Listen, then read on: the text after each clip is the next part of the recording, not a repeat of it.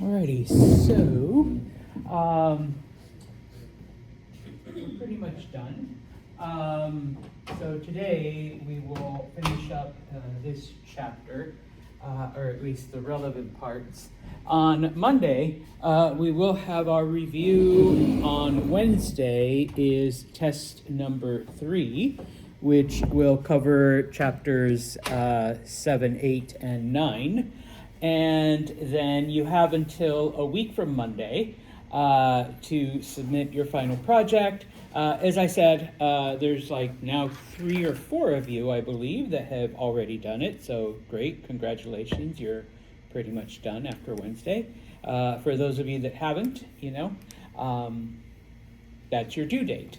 There should be a place on Brightspace for you to submit. And, as long as it's in by midnight, May 11th, all right, you guys are set. Now, last class, we started the chapter, and it basically deals with the foundations and the spread of Islam, okay? So just to give you just like the 30-second version, remember there is a man named Muhammad who is a businessman and also a very spiritual person. And so on one of his journeys, he goes off into the mountains and he has a vision where the angel Gabriel comes to him and basically tells him, number one, the people have to give up polytheism. There's only one true God. There's only, Allah. And that amongst the other monotheists, such as the Jewish people and the Christians, they've basically, messed up the message. They've corrupted it. They've changed too much of it. And so Muhammad is given the complete and pure message, the word of God. And of course, he is the last prophet because this is meant to put everything straight. And so Muhammad comes down. Remember, he begins to teach and spread his message. Sometimes he's accepted, sometimes he's rejected, but eventually the message does spread throughout the land of Arabia. The Arab people do, in fact, come under, the influence of Islam, so that by the time Muhammad dies in 632, Islam has, in fact, spread throughout most of Arabia and into other parts. Okay, now, he has formed a state or a country, which is known as the Caliphate, okay, because even though Muhammad is the last of the prophets, so no more spiritual leader, we still need a political leader, okay? And so that political leader takes the title of Caliph or Caliph, depends on how you want to pronounce it, okay? But the caliphate, remember, is a theocracy, okay? So they're using Muslim beliefs to basically dictate the laws and whatnot. So even though there is no prophet, okay, you're still using, religion to as the foundation of your government, okay? Now, jumping right in, okay, after Muhammad, the first caliph is his father-in-law, okay? There really was no designated plan of succession.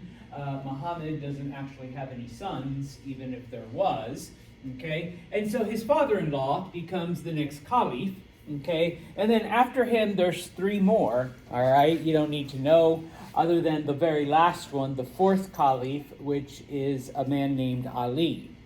When he dies, okay, they can't decide who is going to replace him, who is going to be, in charge of the caliphate, okay? And so what happens is there is a power vacuum, there is a political struggle over who's going to be the next leader.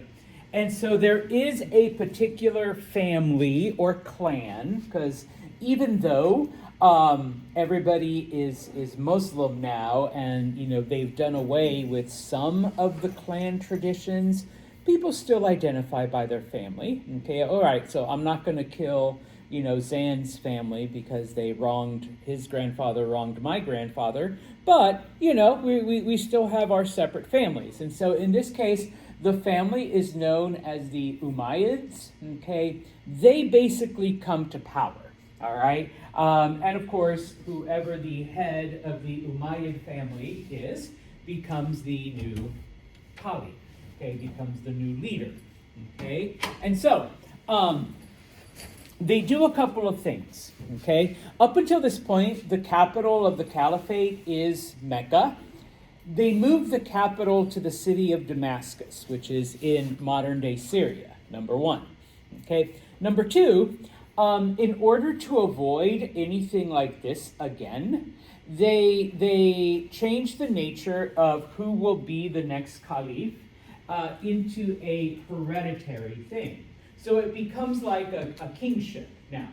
Okay, we're no longer just going to decide who the best person is or assign someone. Now it will be obviously a member of the Umayyad family. Okay, and of course, oldest son, oldest son, oldest son, oldest son, oldest son. All right. So even though it's technically not a kingdom, that's how we're going to pass on the title. Okay. The other thing that begins to happen, because by now, okay, and I'm hoping the map is here, maybe, okay. Had to skip a couple. By now, Islam has begun to spread into areas where there are non-Arabic people, okay? And so, one of the first divisions within Islam under the Umayyads is that Arabs are better than the other people, okay?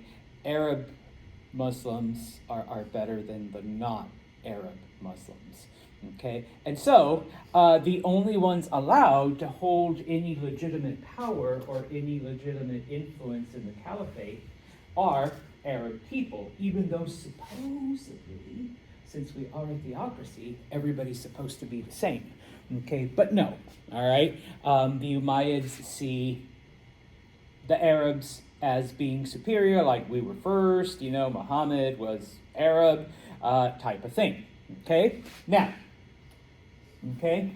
Got ahead of myself, okay? Yes, the Umayyads see non-Arabs as inferior, okay? Even if they are Muslim, okay? So like I said, there begins to be a division, okay, within the religion between the Arabs and the non-Arabs, okay? Which is funny because eventually, okay, once all of the Arab people, or like 99.99% of Arabs are converted, pretty much everybody else who's being brought into Islam are in fact non-Arabs. And so by the middle of the Umayyad dynasty, there are only 300,000 Arabs within the caliphate, but there are over 30 million non-Arabs. Okay, so now, and once again, it's not really religious, but it is because it's a theocracy. Okay, so it's kind of hard to separate the religious part from the political part. But politically, okay, Arabs hold all the power. Okay, non-Arabs have nothing. Okay, and so, once again, it kind of spills over into the religious aspect. Okay, now, with this being spread into so many places, and of course, it's, Arabs that are taking the message to other groups, in an area of Iran known as Khorasan, okay, you begin to get, all right, Arab people that have moved into the area, that have gone there to spread, the word of Islam.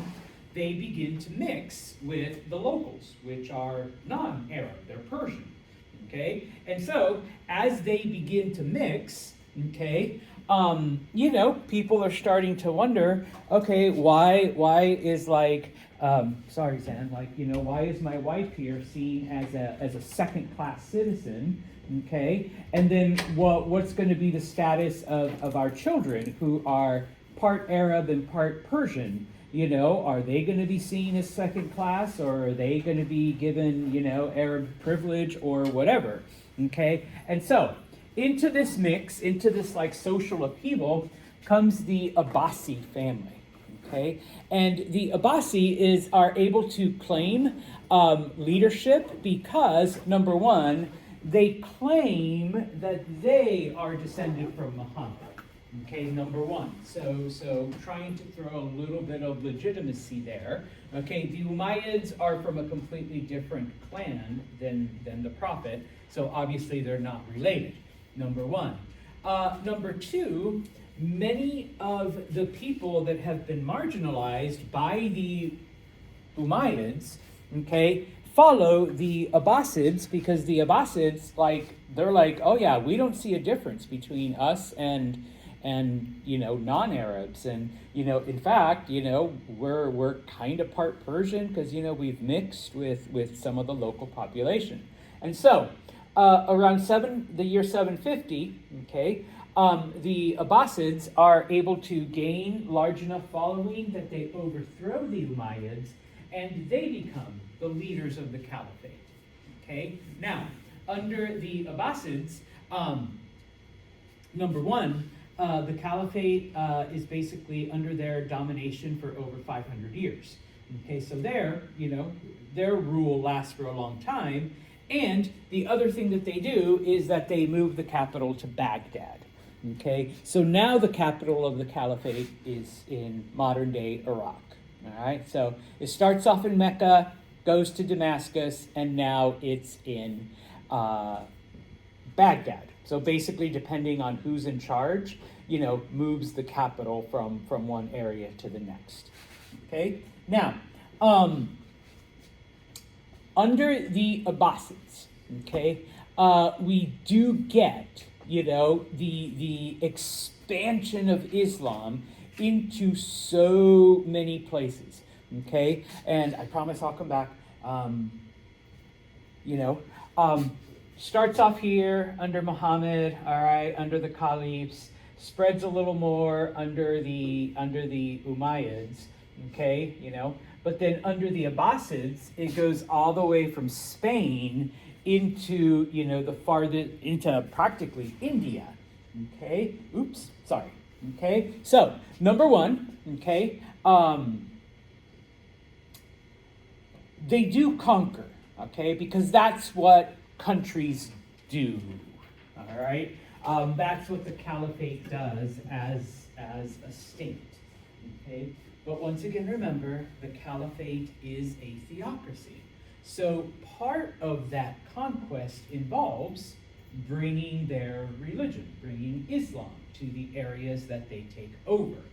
Okay, now, contrary to popular belief, because I will admit it, even when I was in high school and in my first year or 2 or 3 of college, the popular thing to teach, and this was back in the 90s, late 80s, early 90s, I apologize, yes, I am old, all right, the popular thing to teach was that, oh yeah, when Muslims entered, they forced conversions, they forced the people, or else they threatened to kill them. That actually never happened, all right, as we began to study more and had less of a Eurocentric perspective. Turns out that those were basically lies, okay? But what did happen, okay, is, like I said, that, the people were allowed to continue whatever religious tradition they had previously, but non-Muslims had to pay a tax known as the jizya, okay? Muslims didn't, okay? So, if you were willing to pay extra, I guess, in your taxes, you could be Jewish, you could be Christian, you could be Zoroastrian, you could be, you could worship the sun, or worship the moon, or, whatever it is that you did, you were just going to have a little extra bit on your taxes, okay? Now, I'm not trying to be offensive, but we all love paying more taxes, right? Braden said, yep, I know. I send an extra $20 to Donald Trump every week. All right, that's how much I love paying my tax. No, we don't. Okay, so obviously, if you want to avoid paying extra taxes, and your area just got taken over by the caliphate, what are you going to do? Convert. Yeah, you're like, okay, fine. I'll convert to Islam then, and I don't have to pay taxes. Okay? But it's not to say that there weren't people who did it, because they actually believed in the religion, but, some people did do it for the tax break, all right, type of thing. Now, other than the financial motives, okay, other than the money, for a lot of the people, Islam was actually kind of a better deal, for them religiously than their previous faiths had been. Okay, especially if you were like polytheistic, no jealous gods, no asshole gods, no like any of that. Okay, if you were like Jewish or Christian, no more weird ceremonies, no more like, all you had to do was the 5 pillars, okay, testify, all right, declare that, Allah is God and Muhammad is his prophet. Number 2, pray 5 times a day. That's it, just pray. Number 3, be charitable, be nice, be kind to those less fortunate, which I suppose if you're a real Christian, you're already doing that, okay? Ramadan, okay? You're going to fast for a month, but I mean, that's only once a year. That's it. Once that month is over, you're done. And you got to go to Mecca at least once in your lifetime, all right? But that's like once in your entire life. That's it. Once you did that, you can mark it off your life. And that was it, no going to mass every Sunday, no giving money to the Pope, no, I gotta, be confirmed and no. Okay, you're praying 5 times a day, all right, you're being nice to people. And so for a lot of them, like, okay, you know what, it's actually, not only is it like, easier, better, I've got to pay extra money. All right. Now, of course, the question is still, how Arab should the people be? Because even though the Abbasids are more accepting of non-Arab converts, okay, remember, some of those prejudices, and we see it today, some of those prejudices, are still kind of hard to overcome. And I don't just mean like, oh yeah, we don't like whomever. It takes time. All right. And so, looking at some of the other issues, okay, as the empire got bigger, as the caliphate expanded, it became harder and harder to maintain control. And so many of the areas came under the influence of whatever local leader happened to be in power. Okay. Now, a couple other things about the Abbasids and the things that they do, okay? Because it is during the Abbasid period that basically Muslim scientists, Muslim mathematicians, Muslim doctors, like advance things to a point that was kind of like unknown, all right? First off, okay, number one, we begin to see, number one, we see an expansion of art amongst not just Arab people, but anyone who comes under the influence of Islam. Okay, whereas before, it really wasn't a thing. Okay, number 2, and probably most important, in the Muslim world, but we also begin to see it in Europe. But in the Muslim world, Greek is beginning to lose its influence as the language of culture and education and society, okay? And Arab, all right, Arabic is the new language of all of this, okay? Now, that doesn't mean that they've abandoned everything that the Greeks did and then later the Romans, but, okay, all of that is translated into Arabic, okay? Now, what ends up happening is that as they're translating these old works from the Greeks and the Romans and other societies, okay, Muslim scientists, Muslim mathematicians, Muslim engineers begin to go, you know what? These Greeks had some pretty good ideas, all right? Roman roads were actually like kick-ass. Those were really good, all right? Like we should try to do some of this stuff, okay? In addition, okay, it wasn't just from the Greeks and the Romans, but number one, the caliphate begins to import different Chinese ideas, okay? And wall papyrus from Egypt is okay, all right?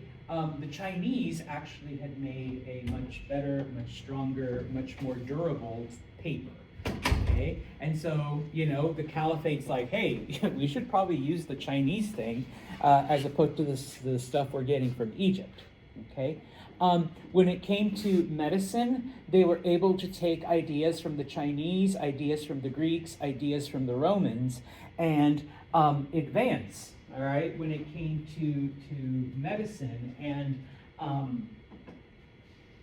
Muslim doctors understood the nature of infection and what it was that it did to your body, okay?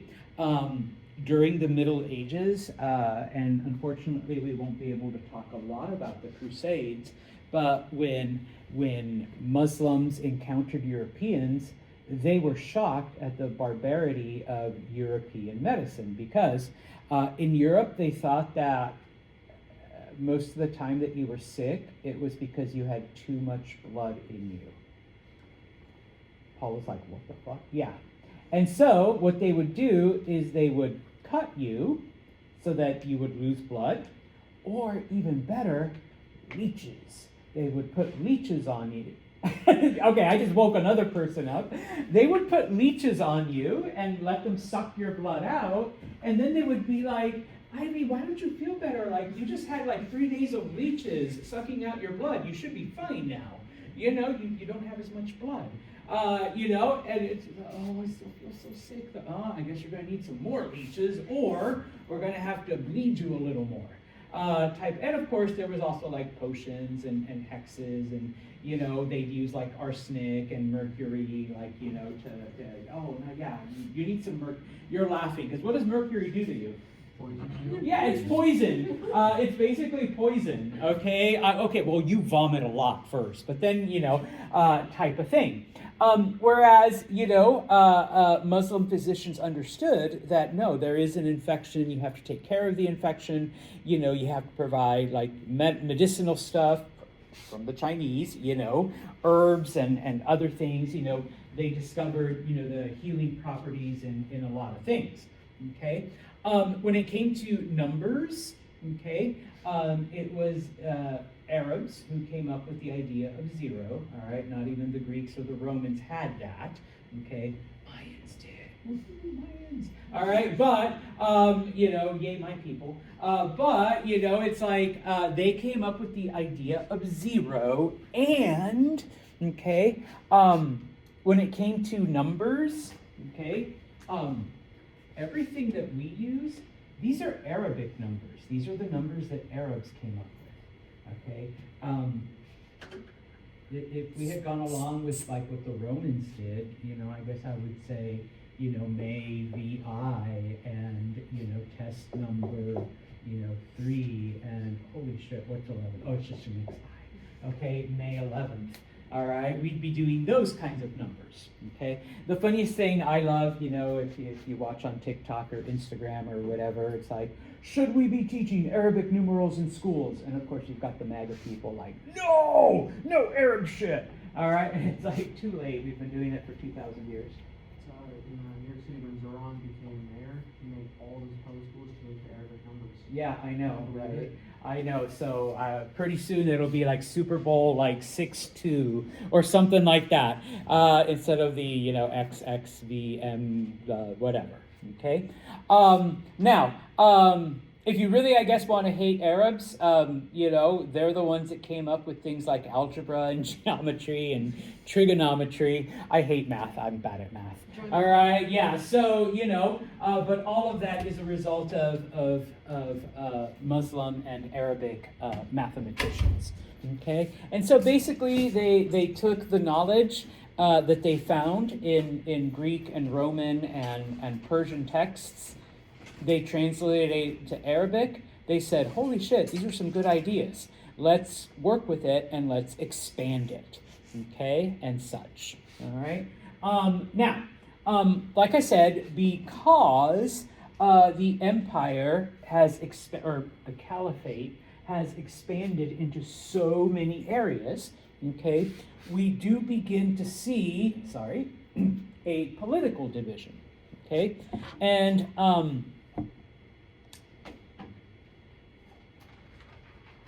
obviously the first was Arab versus non-Arab, okay?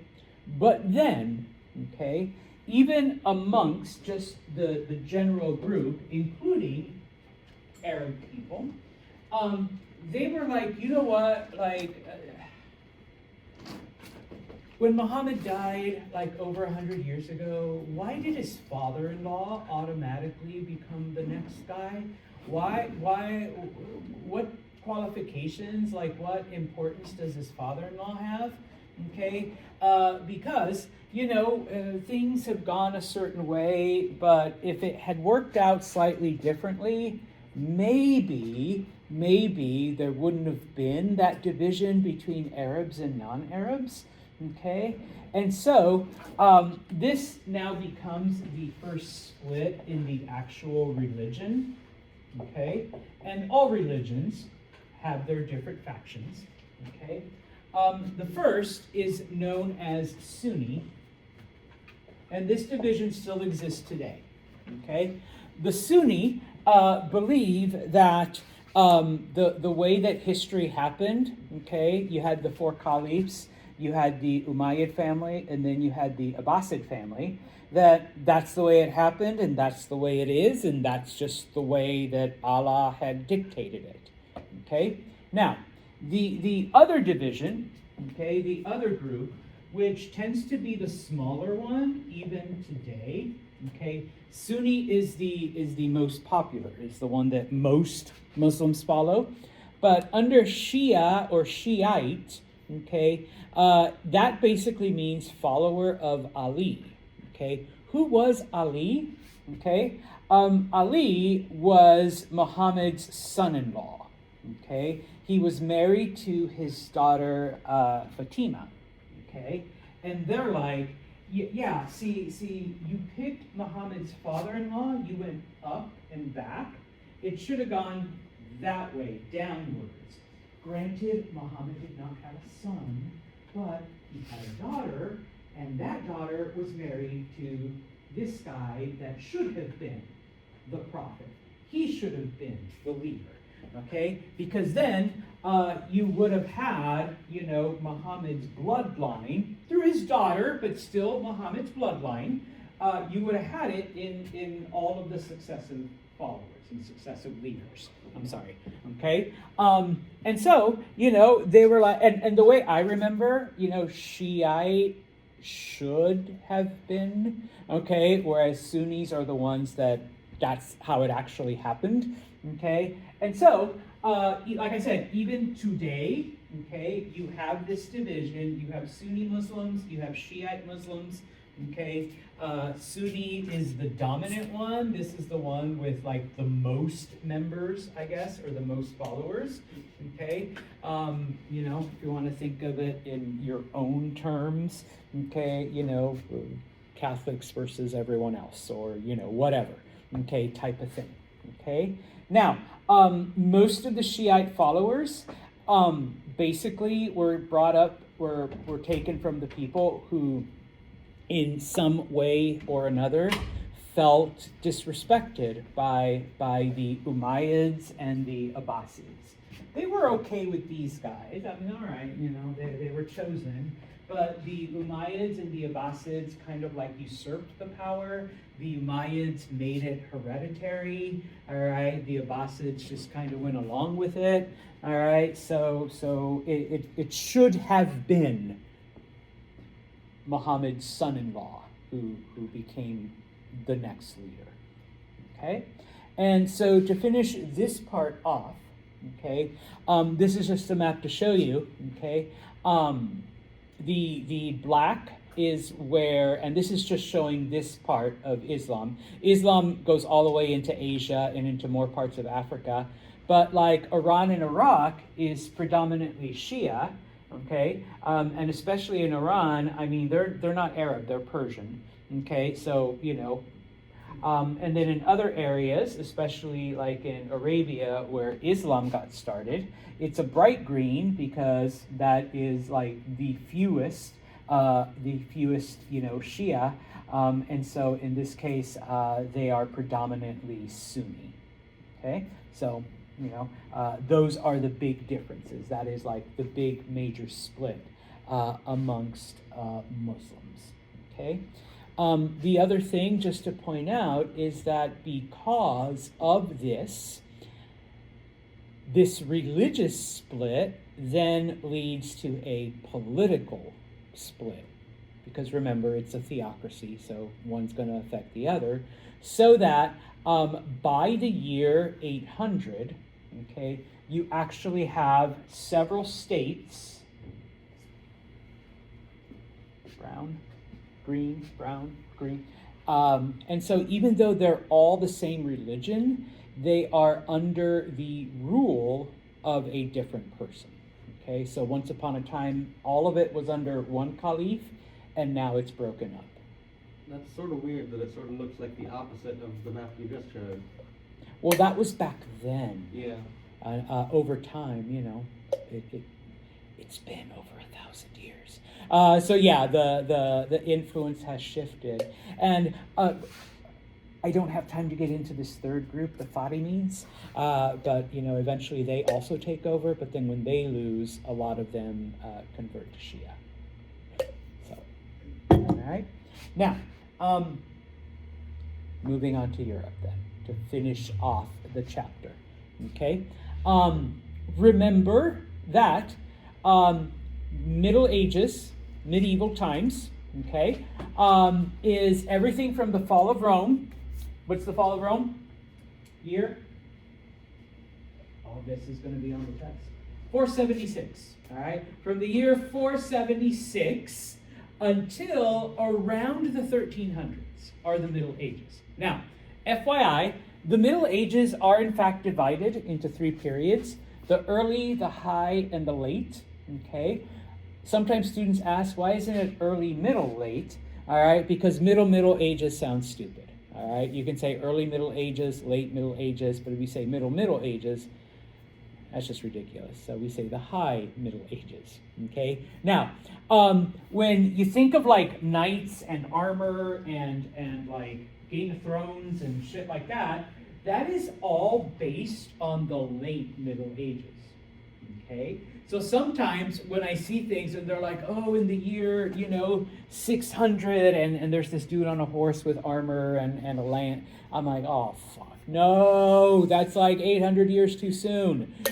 You know, you can't be wearing that in the year 600, okay? Now, in the early Middle Ages, this is right after the collapse of society, okay? There was chaos, there was roving bands of bandits, there was like all kinds of shit happening. The Germanic tribes basically were the rule of law, okay, which wasn't really, you know, a lot of rules or laws, okay?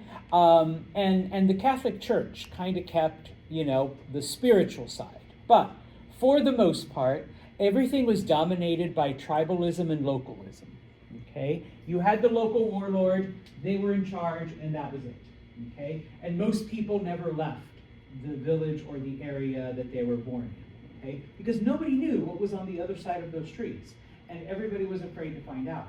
Okay, whereas 100 years earlier, there would have been a road that took you there, and everybody knows that that's the way you get to Rome or whatever. Okay, but 100 years later, nothing.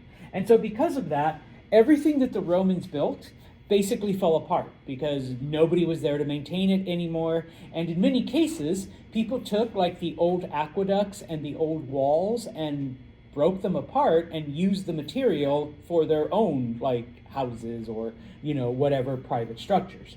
Okay, and so no central government, no central control, no literacy.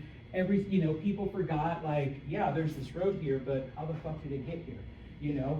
The knowledge of engineering and the knowledge of aqueducts and the knowledge of, everything that the Romans did basically disappeared.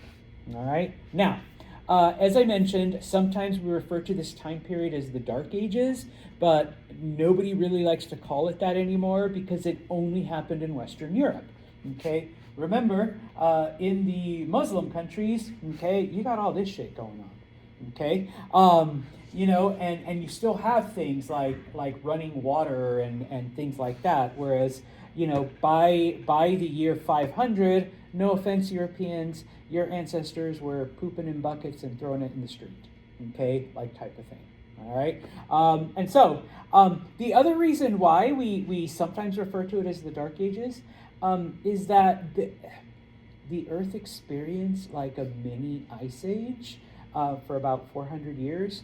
So the temperatures actually did get colder and things did get darker, type of thing.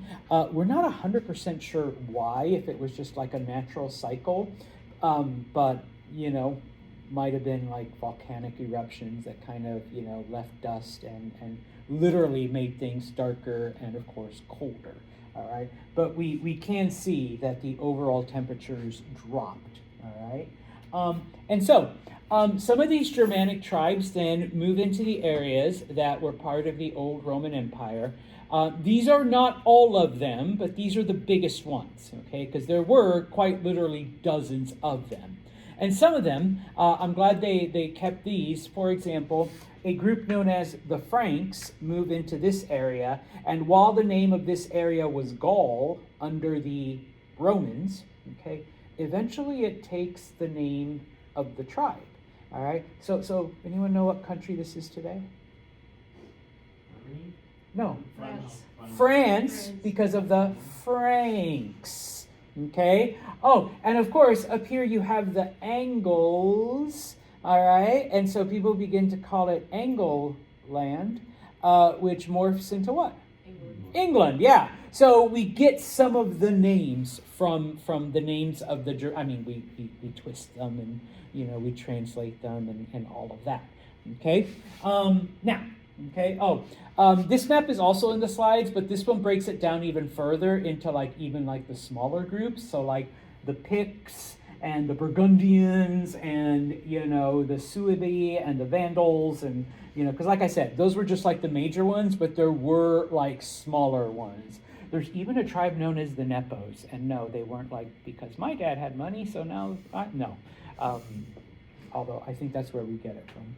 Okay. Now, as I mentioned, for about 800 years, you've got the Germanic tribes basically carving out areas of influence, and you have the church. And when I say the church, I'm talking about the Catholic Church, all right, kind of maintaining the spiritual side. Okay. Now,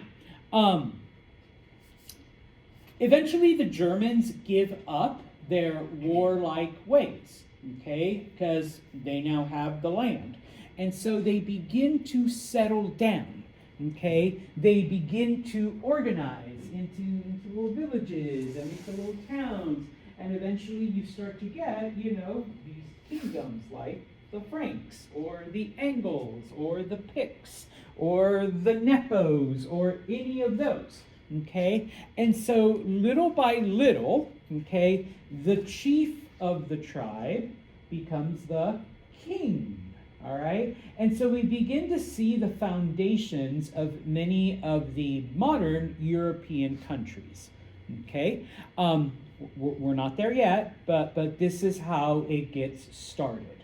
All right, and obviously we don't have time to talk a lot about the early Middle Ages. I know in my History 2 class, this is where I start in the year 1300, and so we begin to see how, the kingdom of the Zans and the kingdom of the Huans, they come together and they grow and then they expand and then they conquer the Hawleys, and so little by little we start to see then the formation of modern Europe. Okay, now, the one that we do look at are the Franks. Okay, that's the only one we're going to look at in the next 5 minutes because, number one, it was the biggest one somehow. Okay, it literally was. Okay, it basically created modern day France. So once again, France from Franks. That's where we get the name. Okay, and a good portion of what today would be Western Germany. Okay, now, where does this come from? Okay, well, number one, it starts off with a man named Charles Martel, okay, who was a Frank, all right. He basically led a Frankish army, all right, against Muslims. I kind of had to skip over this, but in the year 711, Muslims, and if you looked at the map, part of the green was in Spain. Muslims invaded Spain and basically conquered, all of it, and they just kept going through Europe. And at a town in what is today southern France, the town of Tours, Charles Martel basically led a Frankish army, and he's able to stop this Muslim advance. And so in Spain, for the next 700 years, Spanish Christians are fighting against Muslims, little by little, taking back land. Okay, but in France, or I'm sorry, in Frank land, where Charles basically, stopped them, he is seen as the savior of Europe. He is seen as the hero of Christianity. Okay, and so because of that power, because of that influence, number one, little side note, it almost sounds like a wrestling name. He gets the nickname the Hammer. All right, so he's Charles the Hammer Martel. Okay. Guess what his preferred weapon in combat was? Sword. Yeah. No, then he'd be the sword. All right. Yeah, thanks, though. All right. No, yeah, like he was one of those that used those giant, big-ass hammers, type of thing in battle. Okay. Now, his son Pepin, okay, so Pepin Martel, he is, selected to be king of the Franks in honor of his dad. Your dad saved us, so obviously the Martel family is going to be like the ones that rule over us. Pepin, nothing remarkable, okay, but he does have a son named Charles, and of course Charles becomes king when Pepin dies. Okay, eventually he becomes known as Charles the Great, or in early French, Charlemagne. Okay, so he becomes like one of the most famous kings in the Middle Ages. All right, now, he eventually calls himself emperor. All right, because in addition to the land that he inherited from his father, he actually is able to conquer quite a bit. That is why the Franks got like the biggest share, the big ass share of Western Europe. Okay, and that's why they call him the Great. Okay, it is the first time. So by now we're in the year 700. Well, let's just say 800 to round it up. So like for the first time in like 325 years, we have like a united Western Europe. Not all of it, not as much as the Romans had. Okay, but it's the biggest thing in 300 years. Okay, now, despite all of this, despite his power, despite, the control that he had, Charlemagne's kingdom was pretty backwards compared to the Muslim kingdoms of the same time period. Okay, the Muslim kingdom in Spain, had amazing architecture. That is why a lot of the aqueducts that you find, the old Roman aqueducts today, are in Spain, the ones that are like the best preserved and the best maintained type of thing. The Muslims in Spain, had running water and gardens and all of the knowledge that Muslim mathematicians had come up with. Okay, Charlemagne's kingdom, just next door, was, like I said, pretty backwards compared.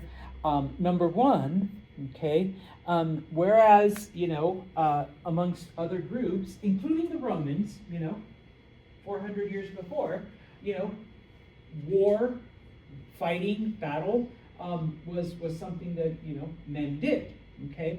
Under Charlemagne, he made it the exclusive domain of the nobility, of the upper class, okay? They were the only ones allowed to fight, okay? So we see that's another form of regression, I guess, okay? So instead of all y'all being soldiers, okay, only the special ones, only the leaders, okay?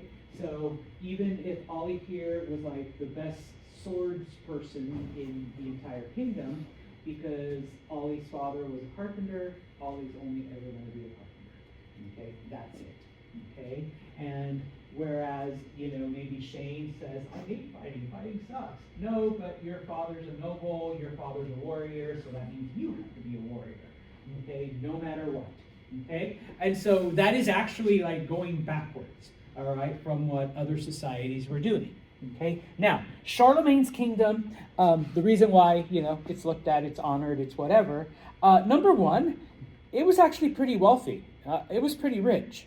Unfortunately, the way it got rich was by Charlemagne taking his armies, invading Eastern Europe, and kidnapping people, and then selling them into slavery. Okay, now most of the people that he kidnapped were Slavs, were Slavic people.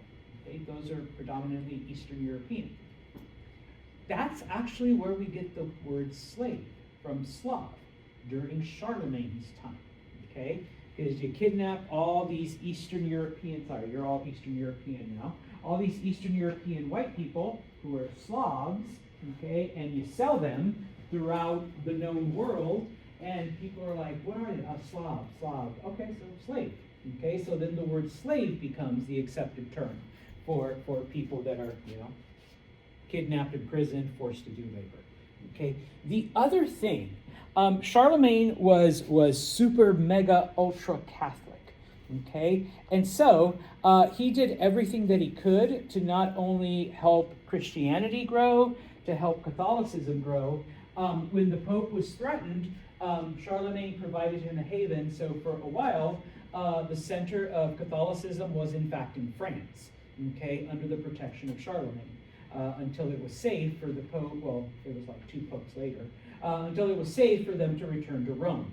Okay, and so because of that, okay, he is seen as, quote unquote, the great and the savior of Christianity in Western Europe. It's like, you're just like your grandpa. Like, your grandpa fought off the Muslims and you protected the Pope. Okay, so you're awesome, Charlemagne. Okay. When he died, though, the thing is that he was very, very cruel, and he saw anything as a threat, including his sons. So he actually had his sons murdered, all right, because he thought that, like, hey, they're going to overthrow me, and one of them's going to be king. So that when he did die, he had nobody left to inherit anything other than his grandkids. Okay, so the throne passed to his grandsons, and of course his grandsons were like, well, like, he killed Dad, and he killed, my uncle, and he killed my other. So a son from each of his sons that he had murdered basically said, 3 of us will take over, okay? And they divided the empire into 3, okay? And so the western part became pretty much what today we know as France. The eastern part became pretty much what we recognize as parts of Germany. The middle part, was kind of split between the two, but also became a good portion of Italy. Because remember, Charlemagne helped out the Pope, so he helped him reconquer all the way down until, Rome.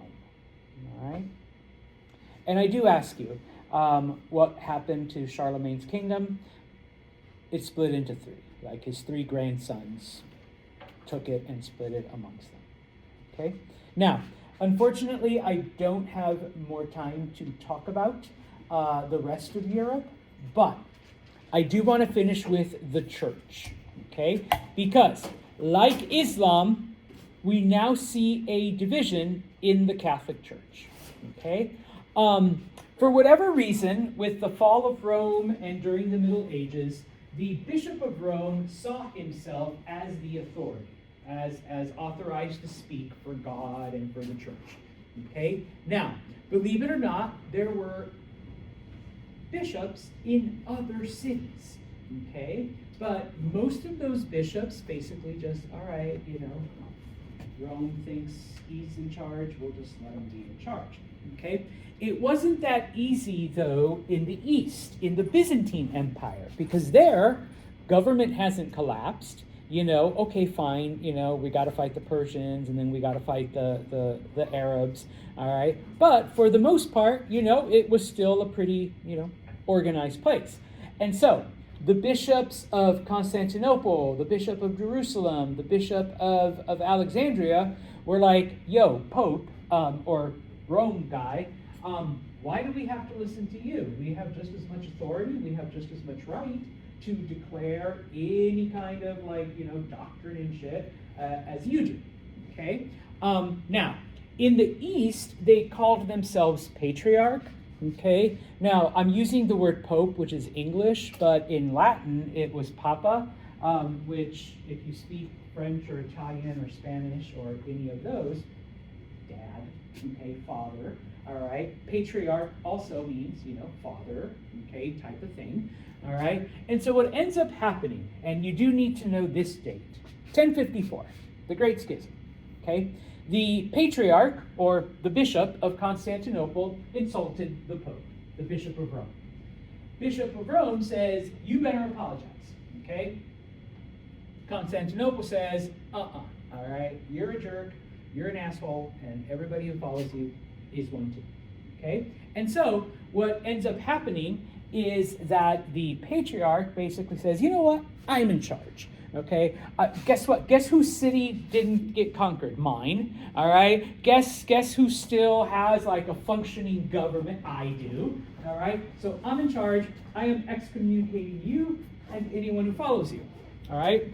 The Pope turns around and says, I'm excommunicating you and anyone who follows you. So they excommunicate each other, okay? And so what ends up happening is that the Catholic Church now splits into two. You have the Orthodox Church, which basically is in the East, and then over time, eventually spreads into places like Russia and Ukraine and Lithuania and like all of the lands in the East. And then, of course, you have the Roman Catholic Church, which remains in the West and Western Europe. Okay? Rome is still the headquarters. Constantinople is the headquarters until Constantinople is conquered, and then the headquarters switches to Moscow. Okay? And so, these are now the two churches, the Eastern Orthodox and the Roman Catholic. Okay? Now, some of you are like, Mr. Santos, I'm not either one of those.